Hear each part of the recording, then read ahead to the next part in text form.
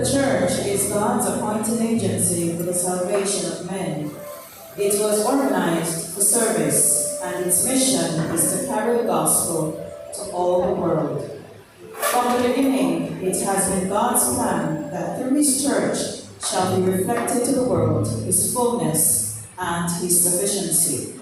The members of the church, those whom He has called out of darkness into His marvelous light, are to show forth His glory. The church is the repository of the riches of the grace of Christ, and through the church will eventually be made manifest, even to the principalities and powers in heavenly places, the final and full display of the love of God. In James 1, verses 22, 23, and 27, it says, "But be ye doers of the word, and not hearers only, deceiving your own selves. For if any man be a hearer of the word, and not a doer, he is like unto a man beholding his natural face in a glass. Pure religion and undefiled before God and Father is this, to visit the fatherless and widows in their affliction, and to keep himself unspotted from the world." Good afternoon and welcome to God's Character 95 FM, being hosted live at the Benham SDA Church in association with the AY Department of the Kitson SDA Church. I'm one of your hosts for the evening, Shereen Leaching. My co-host is Samantha Bennett, and I too want to extend heartiest welcome to this our A1 program. It is our prayer that each of us will submit ourselves to the will of God so that the character of God may be fully formed in us. Yes, Samantha, we should all strive for the mark of the higher calling. While we are striving, we as the church have been called to do service to our fellow man. But there are a few questions I want answered, and I hope that you listening will be able to help us answer these questions. We now turn to a vox pop.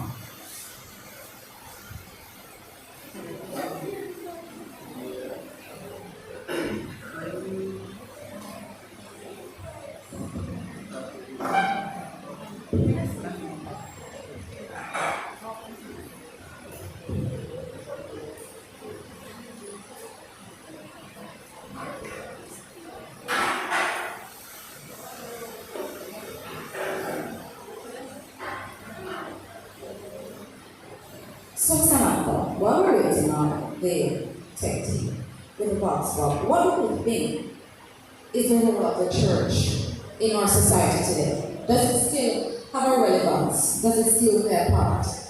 The church is the hands and feet of Jesus. Not that Jesus doesn't have hands and feet himself, but he has given us the privilege to be co-laborers with him. And it's more real if you have somebody who looks like you and you see this person in front of you, and this person can manifest what the love of God is. And for that reason, Jesus calls us to be co-laborers with our fellow human beings and himself to advance the cause of God on earth. All right, so I think we're ready now. Yeah.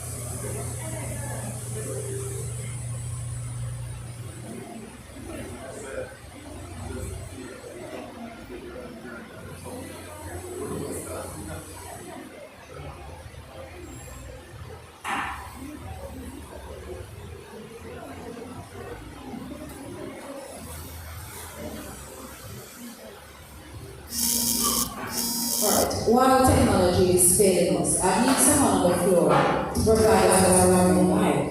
Alright, so the first question that was asked in the bottom is, how is Christianity relevant in today's society? Anyone on the floor think they can answer that one?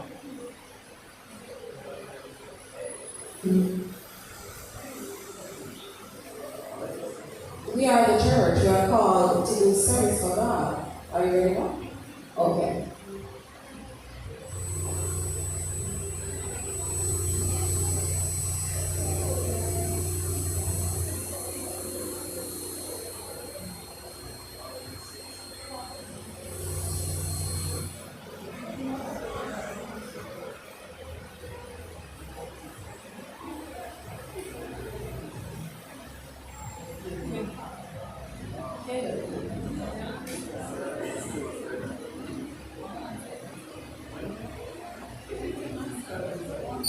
So the question once again is, how is Christianity relevant in today's society?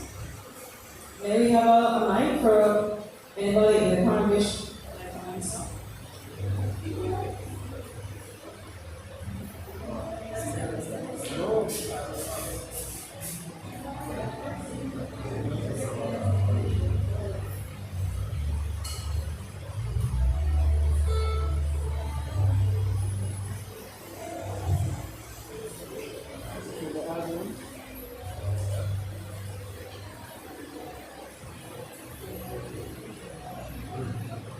We're all Christians. How are we relevant in the 21st century?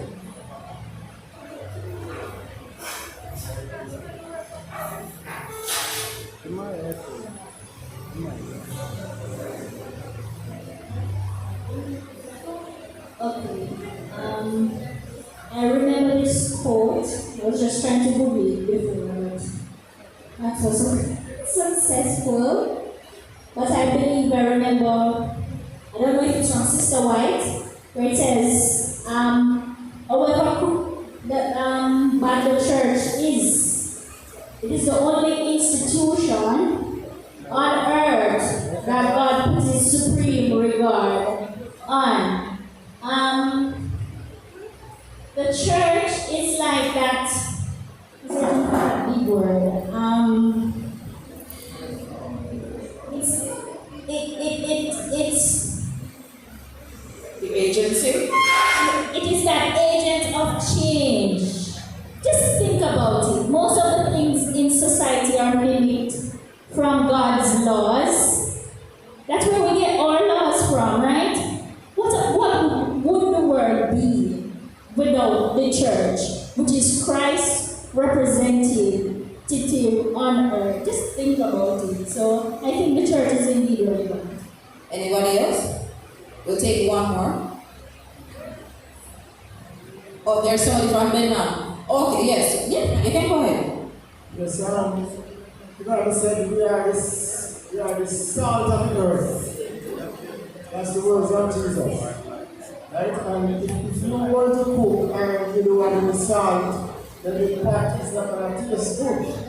So we are here to season and to flavor the earth and help to make life livable and to make people show them how to love each other and all of that.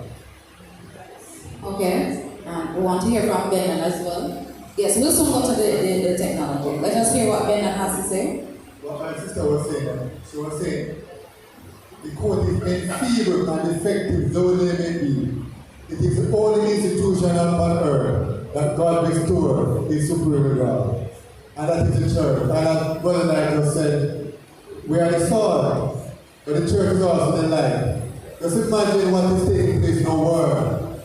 Just lock down all the churches for a moment, and then we'll be in a worse state than the state that we're in now. Okay, thank you. So we're going to try the technology one more time.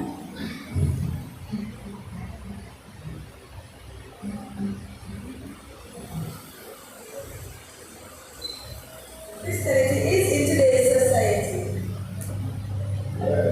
Christianity is very important in today's society. It is very important. We have to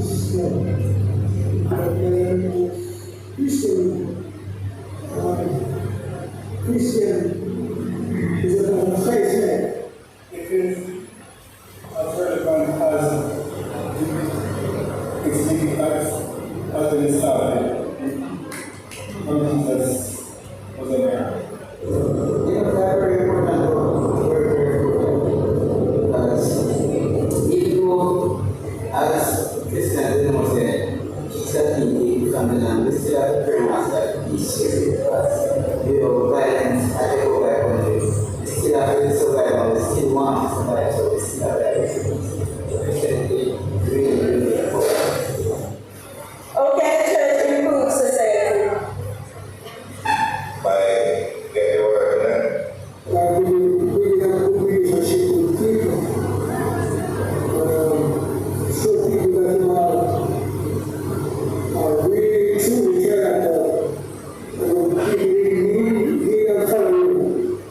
And then we have a society. Okay. That means that you are really right.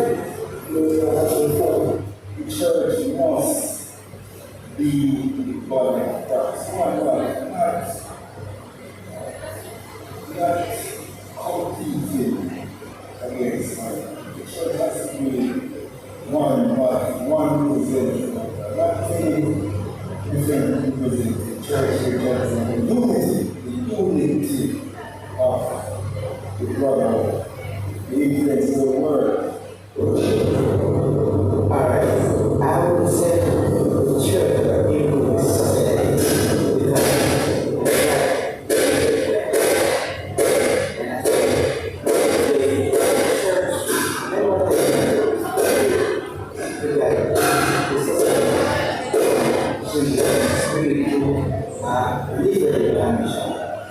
So the Christians open our service for non-Christians? Sure, nothing around that. Why?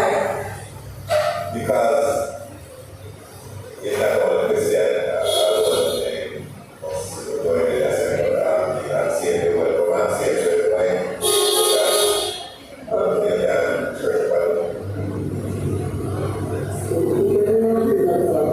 As long as you are a Christian, I don't feel you Christian. I feel as a member. There are different because as a non-Christian, you don't feel you are a church. sure. Why? When a person dies, no one knows where he's going. That one knows what's happening. So, it's not a sense of just like a marriage. You can hold marriage for and Christian.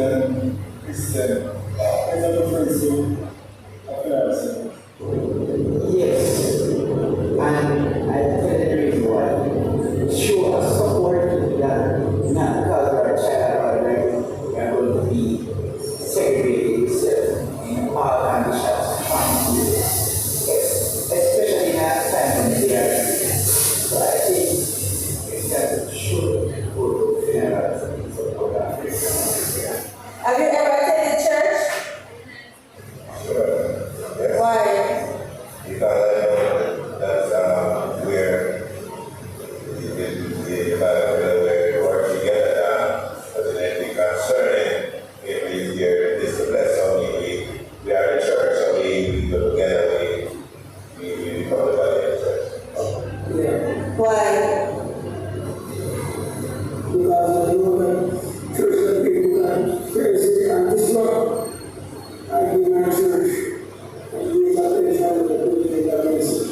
So there's a church that people that don't get to attend. Yes, I attended the Adventist. But church can't be attended. Church is not a place. Church is the heart of Christ in me. That's policy. It's being organized in the church.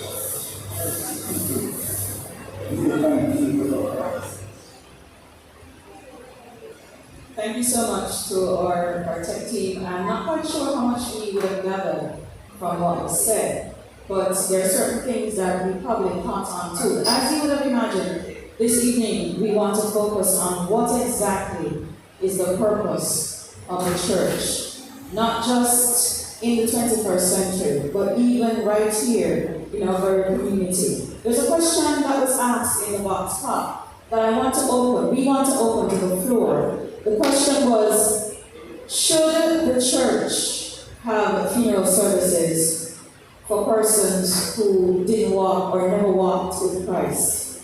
Let us hear what we think of that. There's a hand in the back. And remember, while you're thinking about the answer, the theme for this afternoon is God is love. So because God is love, should we be holding as Christians church services for non-Christians? And the answer is yes. And why is the answer yes? It is yes because we are a part of a community, and the church is here to serve the community. And so when there's an act of service when we bury our community members, it is also an opportunity to also bring the word to others in the community, because sometimes their first time at a church in a long one is at a funeral. And so it is an opportunity to also to bring others to Christ and to allow others to know of Christ. And so it is an obvious opportunity to get the community involved and also to invite them to come to worship. Alright, so I see there's another hand. I'm hoping there's a different opinion, because there's a reason why this question is asked. Okay, so in addition to what was said by the brother there, I think when you're having a funeral, the person you're ministering to is not the dead person. So, yes, obviously the answer to that question would have to be yes, because when you're ministering to the people who are alive, and those persons, we have an opportunity to make a difference in their life. And so, yes, it should definitely have service for non-Christian persons. Alright, I've heard your answers, and I'm treading lightly with this question. Are we being idealistic with what we're saying when we say yes? Because if you've attended any church service on any Adventist or otherwise Christian church before, you've seen a lot of things untoward that are not Christian-like happening. You see liquor, you see cigarettes, you see a number of ungodly things happening at a church service. Yes, I agree. We're supposed to be, I see a hand at the back, we're supposed to be ministering to the persons who are alive. But how many of them are actually taking in what is being said, what is happening? There was a hand at the back. I soon come back to it as well. I think it's a member from Beckham. Yes, sir? We really want to understand what the scripture says.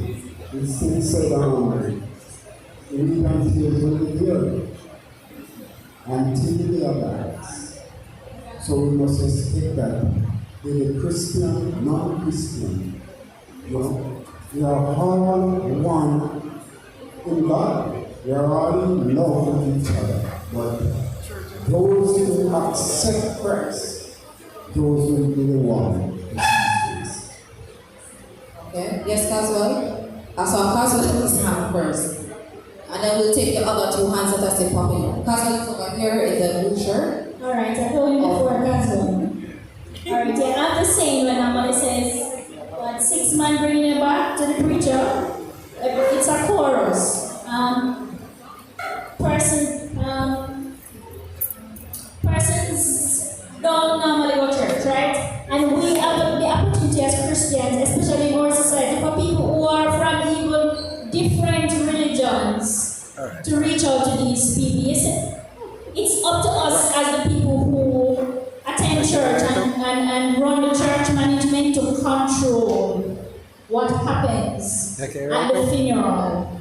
So these people, we're going to do it in a way that's nice and comforting and welcoming, but we should not let them know the standards. And then we control the funeral setting, so we allow what comes on our compounds. I mean, we can't stop them from smoking and all of that, but we can limit where it goes. I hear you, I understand you, and we have always had deacons on the church roads to do that, but it tends to slip by us somehow. But I'm not saying what I'm saying to be controversial. I'm just asking so that we understand truly what is our role as Christians on this earth and how far are we willing to go to do service for Christ. Yes, Pastor. Right. So in addition to what Nina just said, I'd like to just add, the purpose of the church is for ministry, and there's we are not guaranteed when we minister to anyone that they will accept Christ, but that we still, it's our job to do the ministry. So we're doing it for a witness. So at the end of the day, when our blood, their blood won't be on our shoulder. So we won't get everybody, but chances are somebody in the congregation, somebody in the crowd might see and decide to accept and change their ways. Amen. Thank you for that. So, Samantha, I think you're practical for us.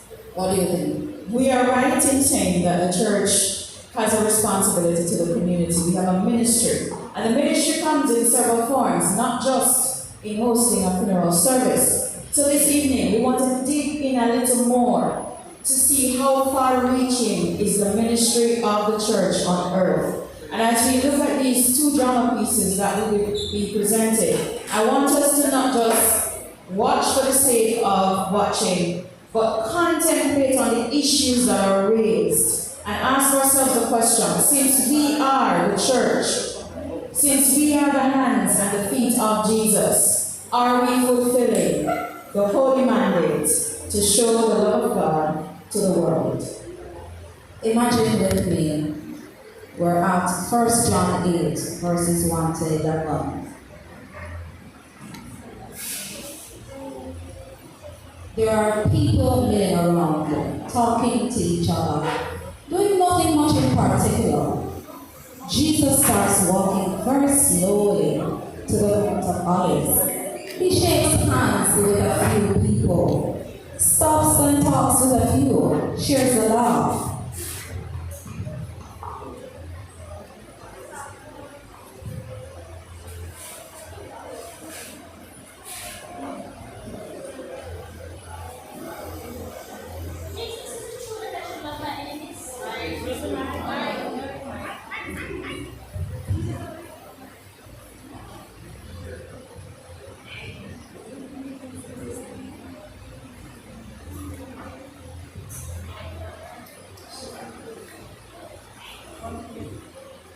Jesus, should I love my enemies? Yes, you should. So what if they did something to me, like extremely bad? Am I supposed to forgive them? Yes. Why?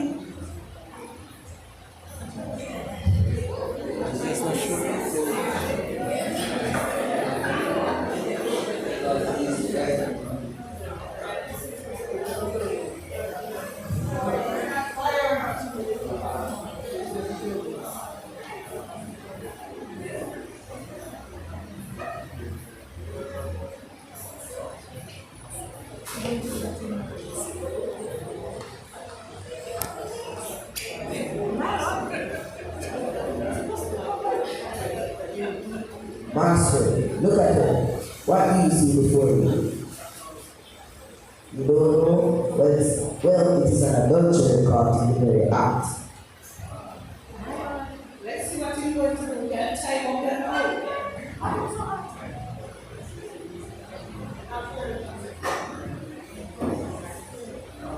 So when I was sick, the time on them, no. Said now the Paris, 2 hours. And no, Camilla get the store. Master, Moses said in the law that anybody who do things like this, we should stone them. Stone her. Yes, it's from store.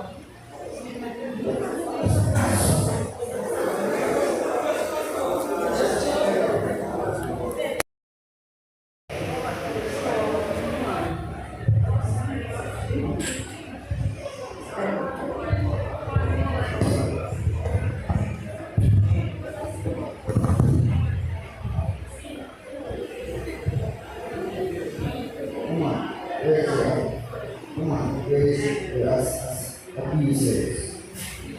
No man to eat. No man.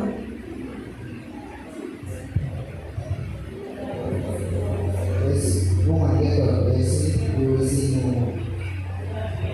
Thank you, sir. Thank you.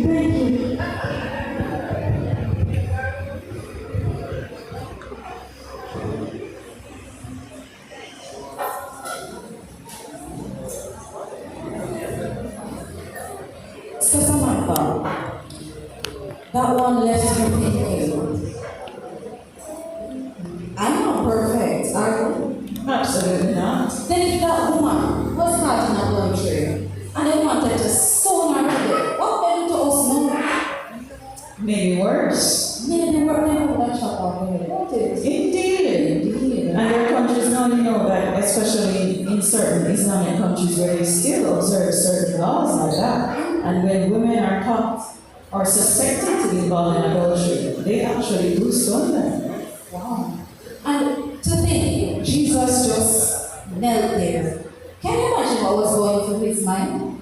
I certainly can't. I honestly don't want to know what was going through Jesus' mind. He's the omniscient God. Maybe there were things going through his mind at that time that we should know about. And then the Pharisees and the scribes, they're the ones who were, I presume, I don't know, I was never there, who were actually doing the act with the woman. So what is it that they were so right and out about? So they carry her in front of Jesus as if they were not doing anything evil. But nobody knew what they were doing. This woman was caught in the act. She's the sinner. What did they catch her in the act? What were they doing? They were peeping through the window. That's what they caught her in the act. You have to wonder about these things. How did you catch her in the act? Where were you when the act was? It is interesting though that it wasn't any normal person per se, the average Joe, who took her before the Lord. It was the scribes and Pharisees, the religious persons, church brothers and church sisters who took her before the Lord. But let us examine just that. As Shireen said before, none of us are perfect. The church is a hospital, they say. And many times we exaggerate that statement.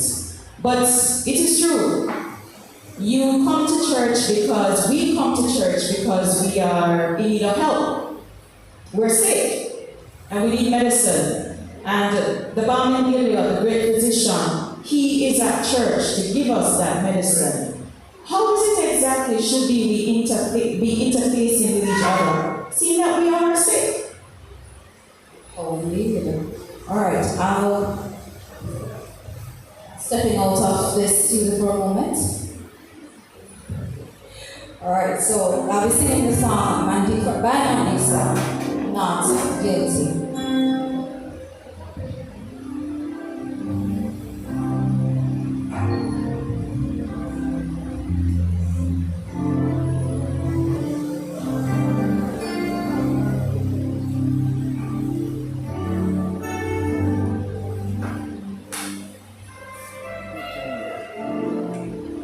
I stand accused. There's a list a mile long of all